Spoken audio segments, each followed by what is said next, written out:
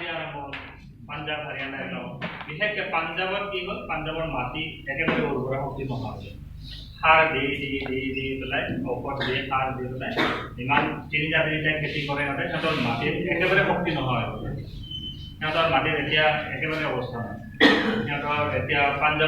পাঞ্জাৱ এসময়ত ভাৰতৰ আটাইতকৈ ধনী ৰাজ্য আছিল কিন্তু এতিয়া ইমান হেৰি হৈছে পাঞ্জাৱৰ ইমান বেয়া কণ্ডিশ্যন হৈছে এতিয়া সিহঁতৰ এই বিহাৰতকৈও সিহঁতৰ GDP-টো কম বিহাৰেও পাঞ্জাৱক ক্ৰছ কৰি দিছে কাৰণ সিহঁতৰ এতিয়াও খেতিত সিহঁতে প্ৰডাকশ্যনটো কৰি আছে কিন্তু খৰচ বহুত বাঢ়ি গৈ আছে ৰাসায়নিক সাৰত আগতে যদি 20 কিলো দিছিলে এতিয়া সিহঁতৰ 40 কিলো লগা আছে খৰচটো বাঢ়ি গৈছে খৰচটো বাঢ়ি যোৱাৰ কাৰণে কি হৈছে তেওঁলোকৰ লাভটো নহয় কাৰণে মানুহবিলাকে খেতি কৰা অলপ হেৰি কৰিছে এই